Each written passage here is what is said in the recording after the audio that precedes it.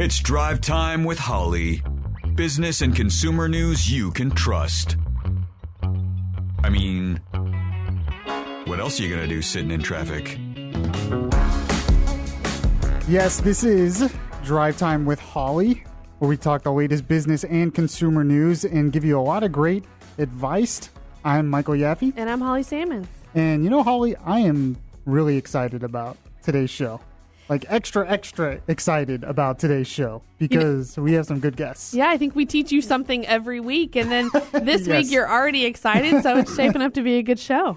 That really is no joke, by the way. Like, I really learned so much and have learned so much just from hosting this show. So I can imagine that our audience is also learning a lot. But It's a good sign. It is a good sign. It is a good sign. Like I learned when we were talking about the Equifax data breach, Right. You had told us to go to this certain website and check if our social security number was one of the numbers that might be in trouble. Included in the breach, right? And I did, and I checked, and I had a celebration because you were clean. I was clean Right. so far. I mean, But what we walked away from knowing was that Floridians should check their credit reports for Right. all three credit bureaus annually, regardless of breach status, regardless of what's in the news.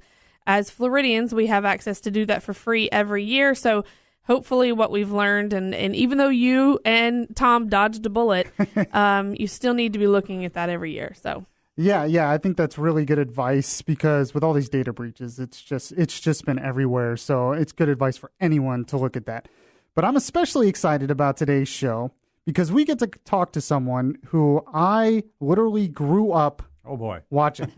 Anyone who has grown up in Orlando, Florida, watching local news, they know our next guest. We're going to talk with Todd Ulrich, who you just heard, who is the Action9 reporter on WFTV, Channel 9 News. He's been on there for... Seems like forever. I mean... over 30 years. How many years has it been? 34 years. 34. Who's counting? So I'm 31.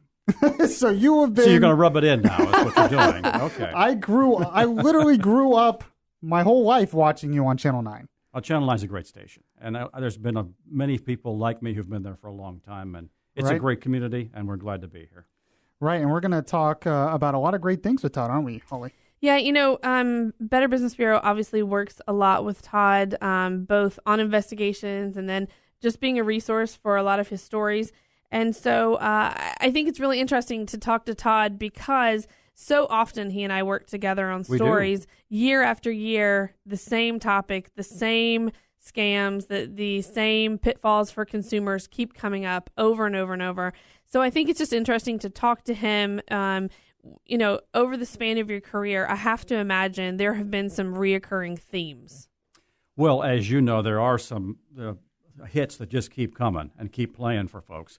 And certainly when it comes to buying a car or getting a car fixed, it doesn't sound exciting. And yet I'm doing that right now. So many consumers fall into that pit. And they at the car lot, they're sold a vehicle.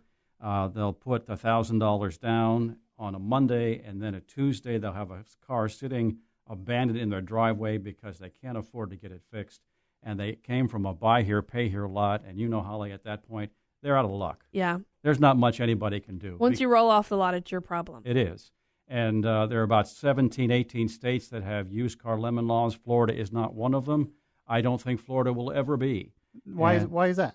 Well, because the car lobby is very strong in this state. We're a very pro-business state. Unfortunately, we just are. And consumers take a backseat in so many things, and it certainly comes to car sales and car repair to a great degree, too. Well, and oftentimes, if you are a consumer who finds themselves at a buy here, pay here lot, if you've got $1,000 or $2,000 to spend on a vehicle and that's all you've got, guess what? If that car breaks down, you don't have money to fix it. You don't have money to go buy another car. You're really stuck. So those consumers are particularly vulnerable because they've put all of the money they have for transportation into that one vehicle. They believe the writing on the window. They believe the salesman who says, this is an amazing car. The body may not look like a lot, but this is a good car. We've checked it out. There's no need for you to check it out on your own. This is going to drive for another 100,000 miles, and then you get down the road or you wake up the next morning and it won't start. And guess what? That hunk of junk in the driveway is all you've got to show for your $2,000. And you've left there with a payment plan every 2 weeks. So that payment is due in 2 weeks. And if it's 1 day late past that 2 weeks, they're repossessing the car and they're keeping your deposit. Wow. I mean, it's a horror story. And you still owe them the money. You still owe them the money. And these are families who can least afford to make these mistakes. They just need transportation to get to work, to get their kids to school. Well, that's why they go to dealers like that, because they think they're getting some kind of special deal, some kind of special privilege that they can afford to get this car, and then it ends up, backfiring. And they don't have good credit, and their credit's going to be worse off after they go to one of these buy here, pay here's. And I can't say they're all bad, but there are a lot of really horror stories out there, and you have to be very careful if you're going to one of these. Well, lots. You've probably seen the worst of them in your career, and I want to talk a little bit about what those consumers should look for. But first, I want to back up a little bit, and I want to get to know you a little bit more. I know you from Channel 9. I've seen your reports, but I want to know how'd you get started in being an investigative journalist and some of the highlights of your career. Well, since coming to Channel 9, that was 1984, I've been in special projects. But back in the 80s, it was in-depth business reports, medical reports, and consumer. And I was doing that for almost 12 years, and I realized how much the consumer stories meant to me, because I think we want to not just help that consumer, but we want to tell a story to help other people before they make that mistake.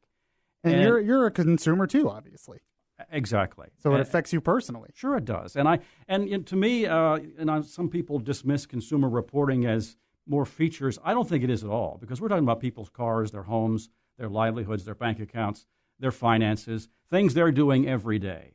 And some of these mistakes, just one time, can set a family back for months, even years. Talk about 2008 and 2009 when people were facing foreclosure.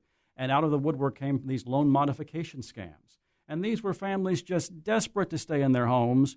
And here come these companies charging them $2,000, $3,000, $4,000, promising them loan modifications, and then just putting that money right in their pocket. And instead of going to the mortgage, the money was gone, and these companies thrived for 2 and 3 years. And then we won't mention the names, but then came these law firms that came right in and sucked the money right out too. Re-victimizing the same consumers. Exactly.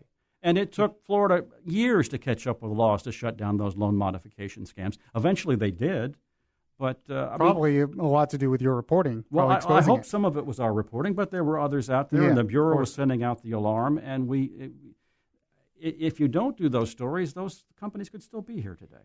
So we are talking with Todd Ulrich, who is WFTV Action 9 reporter. You've won 11 regional Emmys, several awards from Society of Professional Journalists and the Associated Press. You graduated from Ithaca College. Yes. Worked for several radio and TV stations in Pennsylvania and New York. So you're not originally from Orlando, even though you've basically been here my whole life, obviously. And you have been, you've been here for, as you said, 34 years, and hopefully a few more. Absolutely. We hope so, too. Todd and I work together a lot on consumers who have made smart consumers, savvy consumers. They make one small mistake, and that mistake costs them thousands of dollars. Todd, talk a little bit about, we've talked about auto repair, we've talked about buying a car. I know you and I have worked together over and over again. Talk about consumers who make one small decision, whether it be not reading a contract, trusting a salesman, even though it sounds too good to be true. What do you wish more consumers knew before they made a major purchase, before they signed a contract? What do you wish they knew? Well, to make it in very simple terms, I think you should pick a company and don't let a company pick you. If they're coming at you through a knock at the door, through something in the mail, an email, a text, and perhaps in some cases advertising for the very first time, don't let that company pick you. You make that choice. You check the background out. You do the research, and certainly that involves checking their record with the Better Business Bureau. Do they need a state license? What is their history with lawsuits at the courthouse? And, a day-to-day choice, maybe you don't go that in depth, but if you're hiring a contractor for your home, if you're putting a new roof on the house, if you're picking a pool contractor, and good luck when you do that in Florida. That's when you must do your research, because we have covered some just horrifying pool contracting nightmares over the years. And in that case, you are spending between $25,000 and $50,000. And when it comes to building a pool, you're dealing with a general contractor, and then you're dealing with 3 or 4 subcontractors. And talk about facing some very difficult decisions. Can I tell you, my family went through that years ago, something Sure. very similar. We had a pool already, but we got someone in, my family, I was a kid, got someone in to redo the deck and everything, Sure. and they didn't do it right, and it started cracking very soon. It still has problems, and it had all these problems, and we tried to contact them. They were gone. They disappeared. That is a big problem with pool companies. Well, and I think too, when you're talking about a swimming pool, not only are you talking tens of thousands of dollars, but not to mention, if you pay a deposit for a new swimming pool without doing your homework, you may pay a guy to dig a giant hole in your backyard, and then he may never come back to finish your pool. Wow. And your 50% deposit or whatever, which you really need to complete your pool, it may be sayonara. And then you're told that's a civil matter, and it's not a criminal matter. For civil matter, it means it's up to you to pursue it. You're the one Which who has costs to. a lot of money. Sure, it does. And if you go to small claims and you win your case, then you have to enforce the judgment. So on the consumer side, if it's up to you to enforce a contract or get your money back, it's not easy. It's a difficult job. So we are talking with Todd Ulrich, who is Action 9 reporter at WFTV. I'm sure most of our audience already knows that. And you're listening to Drive Time with Holly. I'm Michael Yaffe. And I'm Holly. And we're going to talk more about some of the scams in Central Florida, in Orlando, that Todd has had to deal with most of his career that just won't seem to go away. So we're going to get to that and much more, and we will be right back. Welcome back to Drive Time with Holly. Business and consumer news you can trust. Yes, and good evening, everyone. This is Drive Time with Holly. I am Michael Yaffe. And I'm President and CEO of Better Business Bureau, Holly Sammons. And Holly, we have a special guest on the show today, Mr. Todd Ulrich from WFTV. A special guest and a wonderful partner of Better Business Bureau and a beloved consumer reporter here in Central Florida.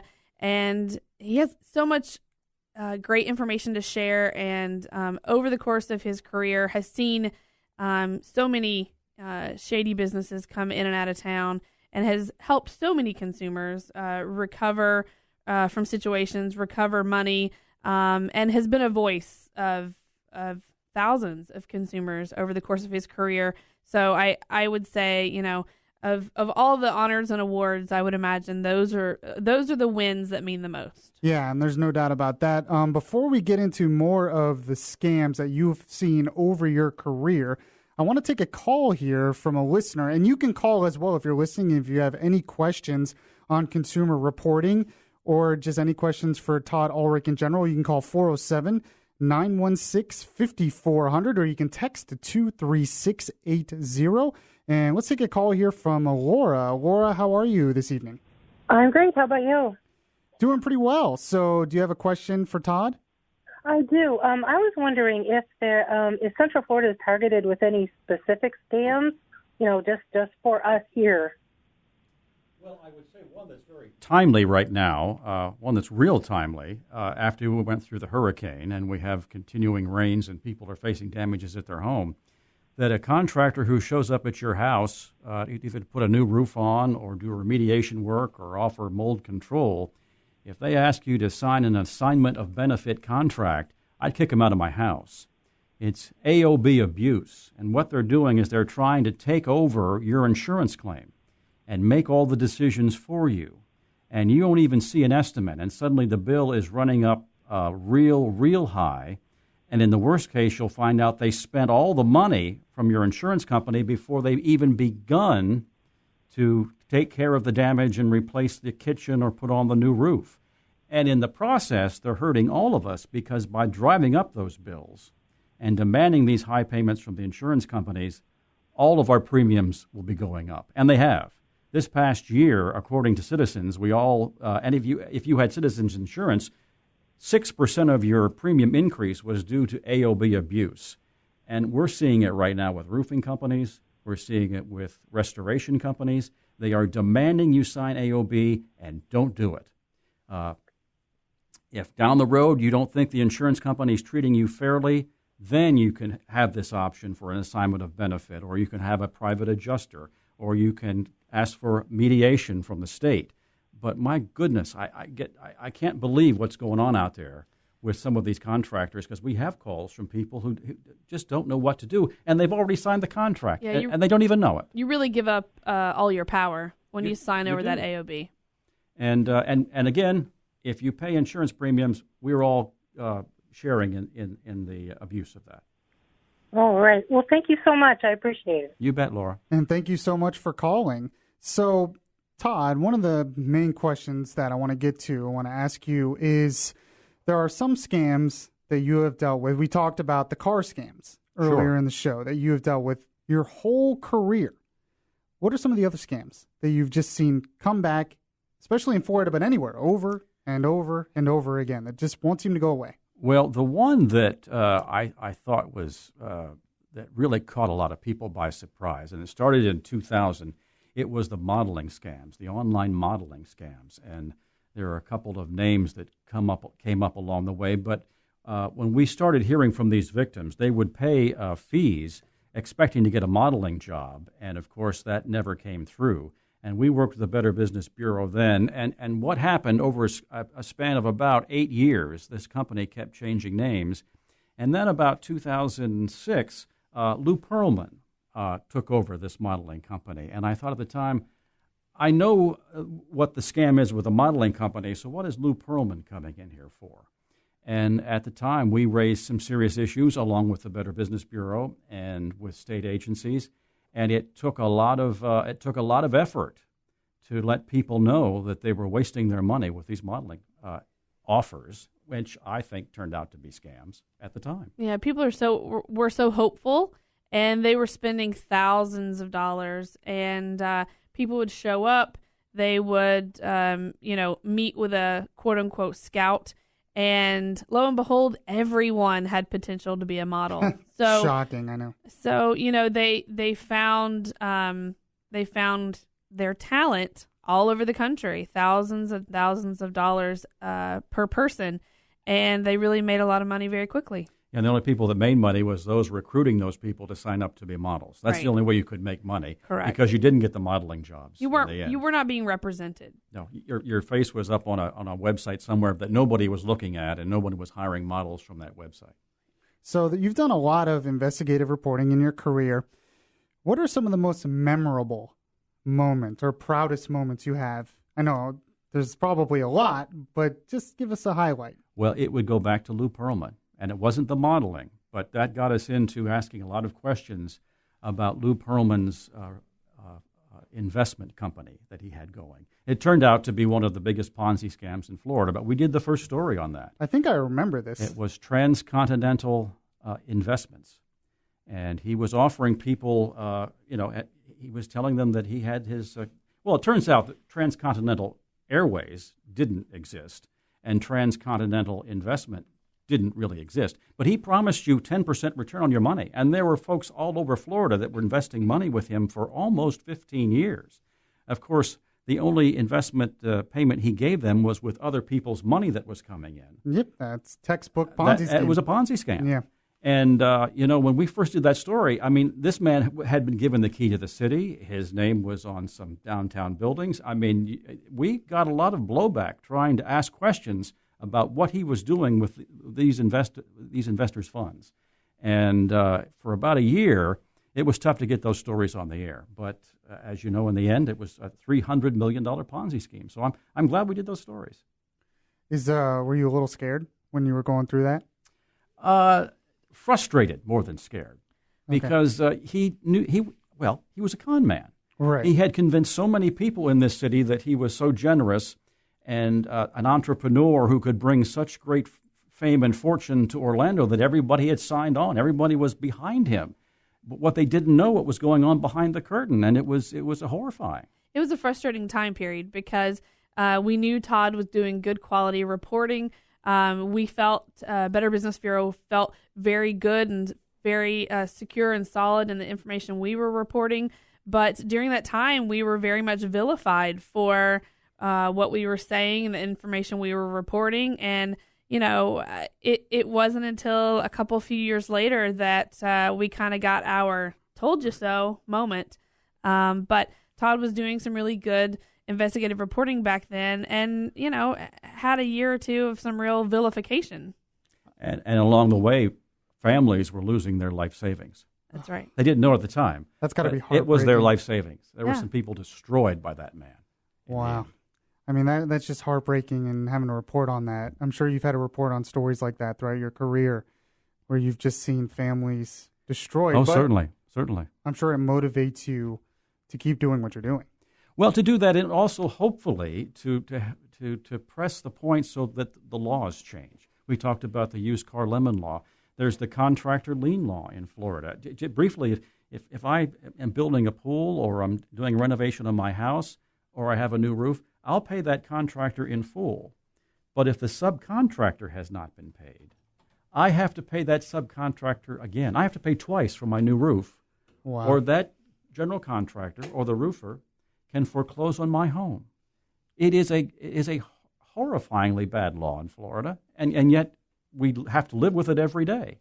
So it seems like what you're saying is one of the biggest solutions to a lot of these problems is new laws.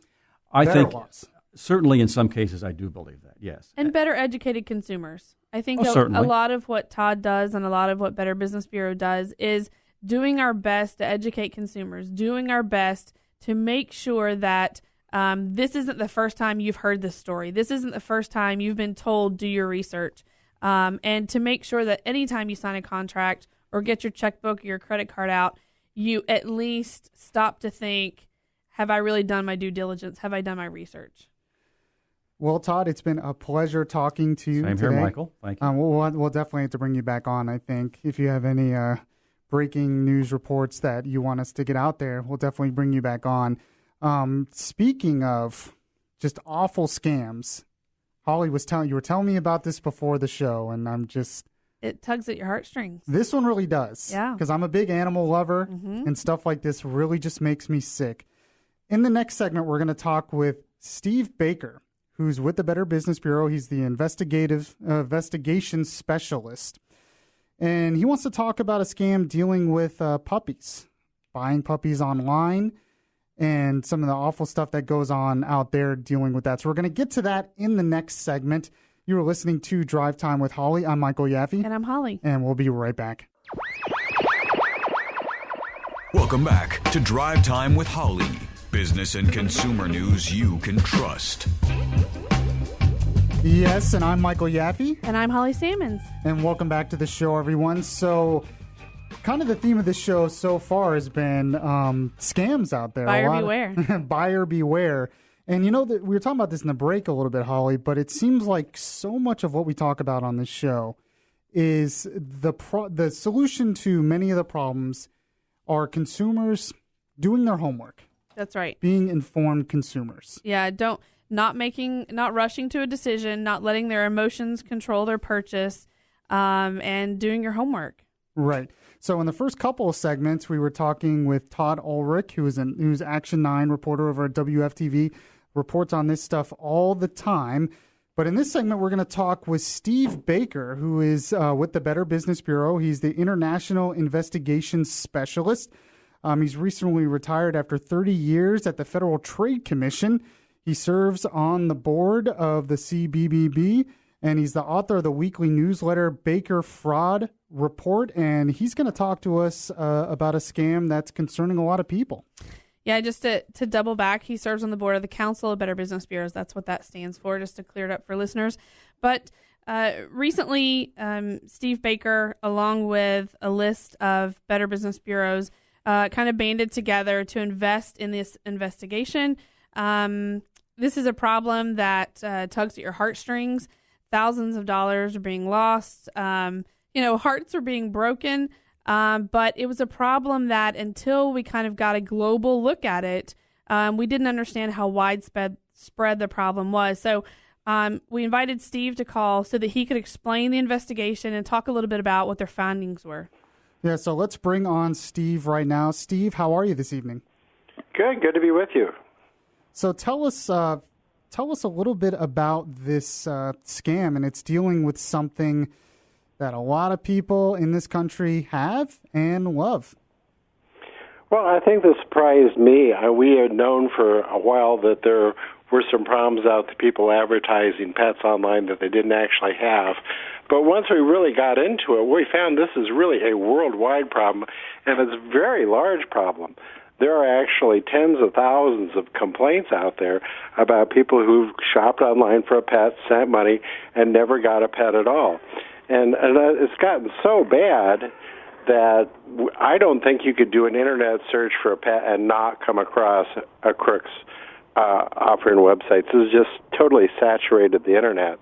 So it's become a really, really huge problem. We also know that despite all those complaints, we know that most people never complain to the Better Business Bureau or law enforcement agencies. So the problem is surely much larger than really, really huge.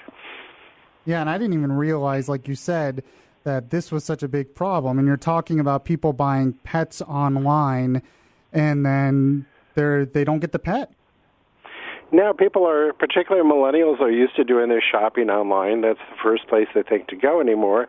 And they see a picture of a cute puppy and reach out, maybe talk to the supposed owner of the puppy who wants them to send some money through Western Union or MoneyGram. And then if they send that, they want them to send more money for shipping the pet by air. And if you pay that, then they're going to want still more money, too. But people are, like I said, this is not like Amazon where you're just shopping for a book or something. A puppy is something that's going to be with you for some years, hopefully, and become part of your family, and it's really worth a little bit of care before you plunk down any money. Steve, how are consumers, how are the scammers finding the consumers, or are the consumers finding the scammers? I think consumers mostly are finding the scammers. What they've done, what these guys, they're mainly out of Cameroon, and they take pictures of cute puppies they just take from other sites on the internet, and then they post them as for sale. And it could be on Craigslist, Facebook, Yahoo, any place you can think that somebody would search. In fact, they even copy the entire websites of real pet breeders.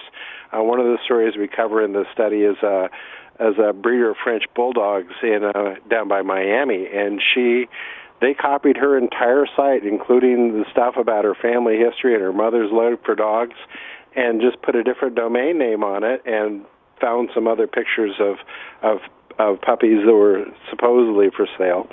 And she didn't even know they had copied her sites for some time till she started hearing from people who are like, "Why didn't I get my dog?" And I'm like, "I've never heard of you before." So the real deal here is there are no puppies, are there? There are no puppies. They have no puppies at all. Nobody ever gets a puppy out of these things. And it is really sad because people get really invested. I've heard stories of families that were looking for a puppy for the kids while the father was deployed in the military overseas. People looking for one other woman told me that her 10-year-old daughter's cat had run away, so they decided to get a puppy for their apartment. And they were working. Someone was working a minimum wage job, and she ended up being out almost $1,000 before she realized there's no pet. And her daughter's going to bed crying every night during all this. So, Steve, tell me, is this just puppies, or is it other pets as well? No, it's not just puppies. It's puppies seem to be the majority of it. But there's a lot of it on kittens, especially certain brands, monkeys, and I've heard of these folks doing the same thing with even horses. But the basic model, as you can imagine, is the same. You just take a picture from somewhere else, you advertise it, you don't actually even own the thing.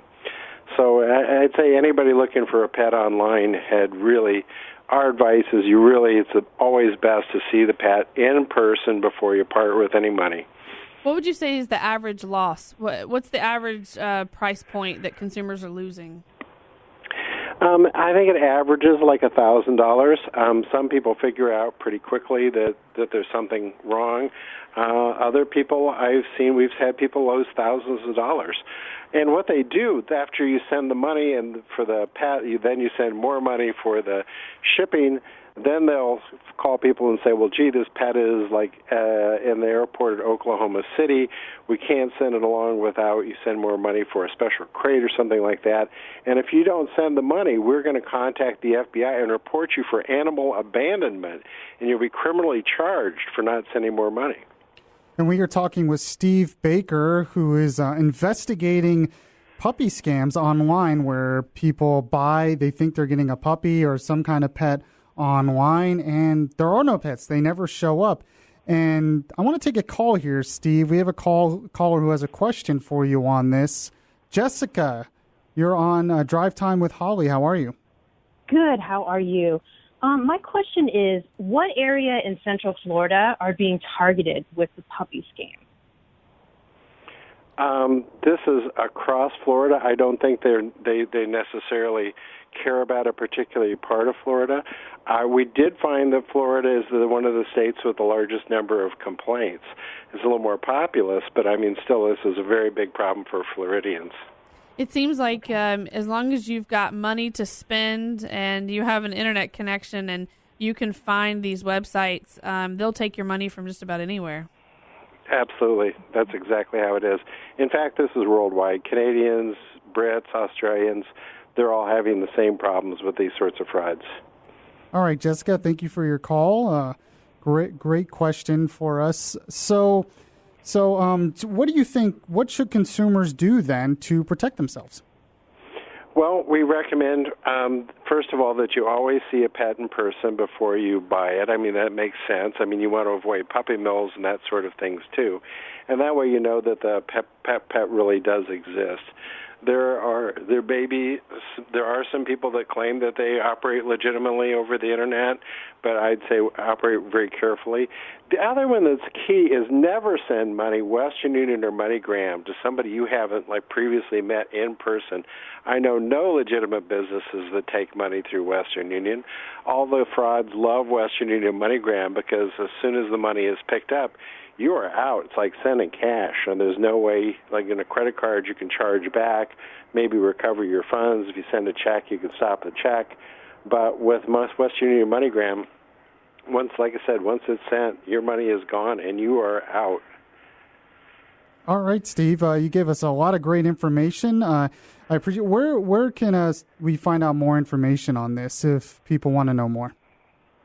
Well, just BBB Puppy Fraud should produce our study. It's up online at the Better Business Bureau website, and people who've been victimized by this really, really need to complain. A lot of people don't because they're embarrassed, or they're going to think their friends and relatives are going to think they're foolish. But law enforcement really needs those complaints. There's patterns in the phone numbers and in the websites, and they can tie them together. And some of these people have been arrested over the last 6 or 8 months of picking up the money. I'd really like to see more of that happen. So complaining is important. Better Business Bureau is a great place to do that. And I'll say, too, that right after the show's over, we're going to post on the Drive Time with Holly Facebook page, and you can also find it at drivetimeholly.com. We're going to post links to the study and links to the investigation and lots more information about Steve's investigation and the findings. All right, we've been talking with Steve Baker, who is the Better Business Bureau International Investigations Specialist, and we appreciate you coming on with us, Steve. It's been great. Yeah, thank you so much. Appreciate you getting the word out here. Hopefully we can save some more people from having their hearts broken in a situation like this. Yeah, I definitely agree. I really appreciate you coming on. So speaking actually of, another thing we all have to deal with when we're online is cybersecurity, having our identity stolen. It's been a topic on this show before. So in the next segment, we are going to talk with an expert on that very thing, on how to protect yourself from identity theft and protect your business from, say, ransomware online. So we're going to talk about that in the next segment. You are listening to Drive Time with Holly. I'm Michael Yaffe. And I'm Holly Sammons. And we will be right back. Let's be better consumers. You're listening to Drive Time with Holly.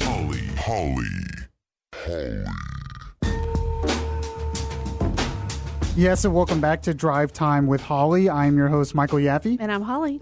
And I did not know this until today, but this month is National Cybersecurity Awareness Month. And Holly, we're going to talk with an expert who is in studio with us on that very thing. Yeah, that's right. Cybersecurity Month, you don't see a lot of people with T-shirts. It's not really sexy, but it's important to talk about. It doesn't have a color like, breast cancer awareness, pink right. or something. You need a color. It's important for a whole different reason, but it's important all year round, but we give a little extra attention to it in October.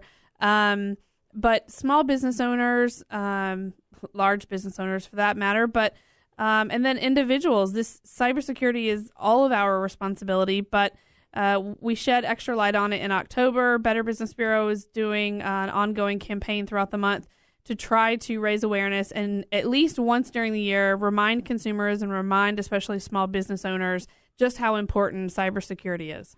So we invited Tommy Orndorff in to the studio today. He is the president of Bayshore Interactive, Inc. And Tommy, how are you this evening? I'm great. How you doing? Thanks for having me. Doing pretty well. So tell us a little bit about Bayshore Interactive and what you do to help people, help businesses and help people protect their stuff online and their computers. Well, we are a managed IT provider, and what that means is for companies that don't want to hire an internal IT staff, they outsource our company and we come in and manage their IT for them.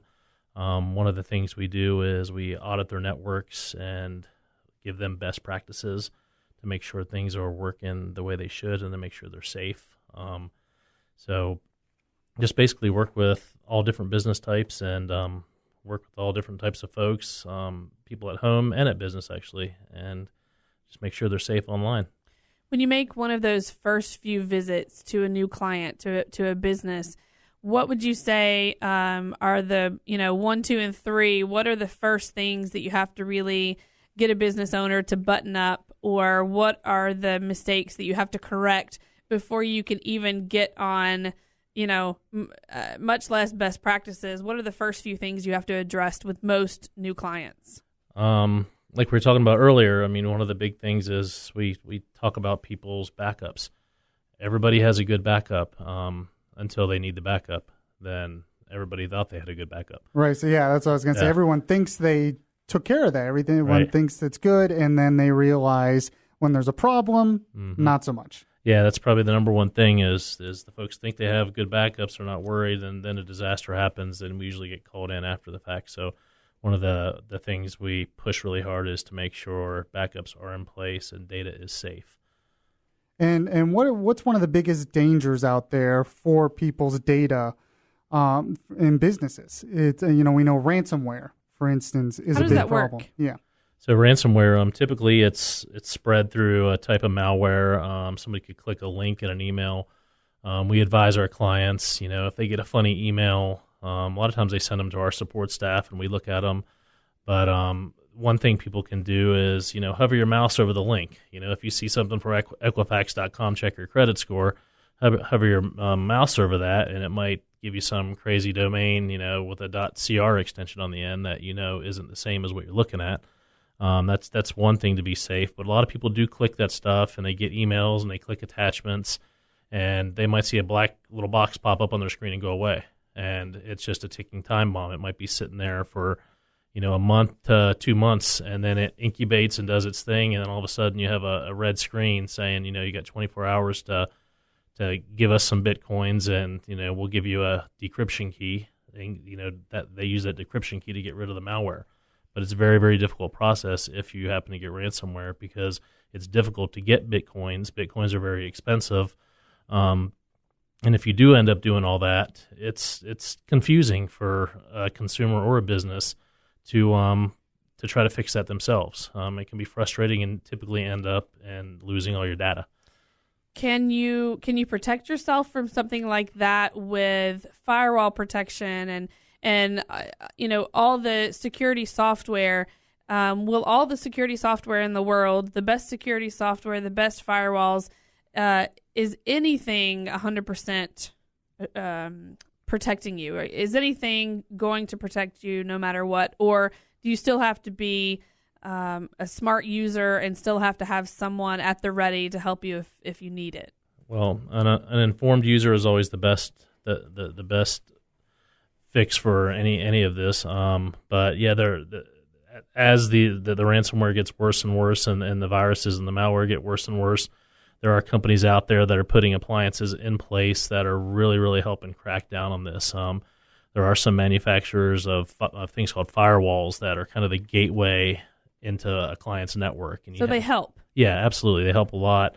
Some of the newer firewalls do a very good job of blocking this type of stuff. But at the end of the day, an informed user is the most powerful thing. Yeah. So what are some of the tips you have then for those who want to protect themselves, even if it's just like a personal computer? What are some basic steps that they can take to protect themselves ahead of time? Well, I mean, not just malware or ransomware. I mean, there's identity theft you were talking about. There's a lot of different things people can do. A big thing that people overlook that is intimidating to people is people see something called two-factor authentication. That's a long, scary phrase, and a lot of people don't understand what it means, and they immediately look the other way and forget about it. I have to admit, I don't know what that means. Well, it's actually a really cool thing. Two-factor authentication. Basically, whenever it detects a login, after you put in your username and password, say on Facebook, Yahoo, or whatever, it's going to send you a text message to the cell phone that you've previously registered with that company. For example, if I try to log in Facebook right now, it's going to send me a text message, and it's going to ask me for that additional code. If I don't have that code, I can't log in. That's a great protection out there. And almost every site out there, PayPal, Facebook, Yahoo, everything has two-factor authentication. But you have to turn that on. You have to turn it on. It doesn't come on by default, so look for that. Use that. What about public Wi-Fi?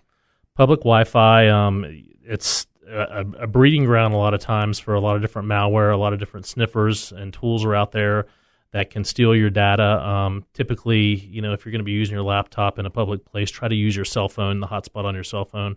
Just about everybody has a hotspot on their cell phone. A lot of people don't even realize it, but they have it and it works. Oh, so you're telling people don't even use the Wi-Fi. Not to do important business, it sounds I don't know if I'd be doing, an hour of online banking in an airport, but if you have to do something important, definitely try to use your hotspot on your phone. Gotcha. And if you're in a public place, then, limit what you do. Limit your usage, yeah. Exactly. So, Holly, we're going to post more of this information on our social media. How do our listeners get in touch with that? That's right. So on Facebook, you can find us at Drivetime with Holly, and you can also find us at drivetimeholly.com. We'll post lots of information, lots of best practices, both from Tommy and also the Better Business Bureau Cybersecurity Month campaign. Right, and if you want to know more about Tommy Orndorff and Bayshore Interactive, you can just go to bayshore.net. It's been a really informative show. I want to thank all my guests, and thank you, the listener, for listening today. We'll post the podcast as well. I'm Michael Yaffe. And I'm Holly Sammons. And we'll catch you next time on another edition of Drive Time with Holly.